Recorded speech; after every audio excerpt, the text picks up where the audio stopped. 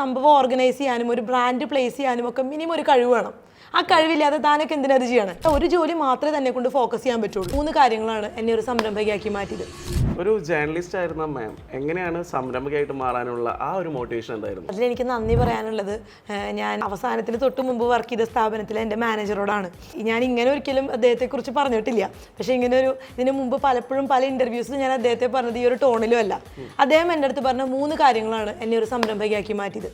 1, അനഘേ, താൻ ഡിജിറ്റൽ മാർക്കറ്റിങ്ങിന് പറ്റിയ ഒരാളല്ല. തന്നെ കൊണ്ട് സോഷ്യൽ മീഡിയ സ്പേസസിൽ കമ്മ്യൂണിക്കേറ്റ് ചെയ്യാൻ പറ്റില്ല. ഈ ജോലി വേണ്ടാന്ന് വെച്ചാൽ വേറെ വല്ല പണിക്കുമ്പോൾ. 2ാമത്തെ കാര്യം, ഒരു ഗ്രൂപ്പിനോട് കമ്മ്യൂണിക്കേറ്റ് ചെയ്യാനും ഒരു സംഭവം ഓർഗനൈസ് ചെയ്യാനും ഒരു ബ്രാൻഡ് പ്ലേസ് ചെയ്യാനും ഒക്കെ മിനിമം ഒരു കഴിവ് വേണം. ആ കഴിവില്ലാതെ താനൊക്കെ എന്തിനത് ചെയ്യണം? 3ാമത്തെ കാര്യം, തനിക്ക് ഏറ്റവും എളുപ്പമുള്ള കാര്യം എന്താണെന്നറിയാമോ? വീട്ടിലിരിക്കുകയും കാര്യങ്ങൾ ചെയ്യുകയൊക്കെയാണ്. ഒരു ജോലി മാത്രമേ തന്നെ കൊണ്ട് ഫോക്കസ് ചെയ്യാൻ പറ്റുള്ളൂ. 2-3 കാര്യങ്ങൾ കിട്ടിയാൽ താൻ സ്റ്റക്കായി പോവുകയാണ്.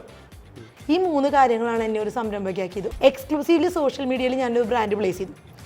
ആ ബ്രാൻഡ് പ്ലേസ് ചെയ്തൊന്നും മാത്രമല്ല, യുണൈറ്റഡ് നേഷൻ വിമൻ റെക്കഗ്നീഷൻ വരെ എത്താവുന്ന രീതിയിൽ ആ ബ്രാൻഡിനെ കൊണ്ടുപോകാൻ പറ്റി. നമ്മുടെ ഋതു ഫോം ചെയ്തത് ശരിക്ക് അതിലൊരു കോർ ഗ്രൂപ്പ് ഉണ്ട്, ഋതു ഹെയർ ആൻഡ് സ്കിൻ ഫാമിലി എന്ന് പറഞ്ഞിട്ട്. നമ്മുടെ യൂസേഴ്സ് ഉപയോഗിച്ച് റിസൾട്ട് വന്നവർ അവരുടെ അടുത്ത ആൾക്കാരെ ആഡ് ചെയ്ത്, അവരുടെ അടുത്ത ആൾക്കാരെ ആഡ് ചെയ്ത്, അങ്ങനെ ഇപ്പോൾ ഒരു 3800ഓളം പേരുള്ള ഒരു കോർ യൂസർ ഫാമിലി ഉണ്ട്. അതിൽ 2 പേര് വിവാഹം കഴിച്ചു.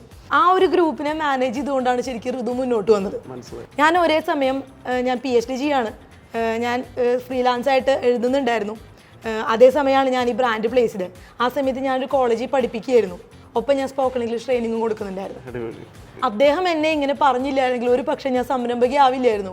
വേറെ ഏതെങ്കിലും സ്ഥാപനത്തിൽ ഒരു എംപ്ലോയി ആയിട്ട് വർക്ക് ചെയ്തതാണ്. ആദ്യമായിട്ടൊരു പ്ലാറ്റ്ഫോമിൽ ഞാൻ അദ്ദേഹത്തോട് നന്ദി പറയുകയാണ്.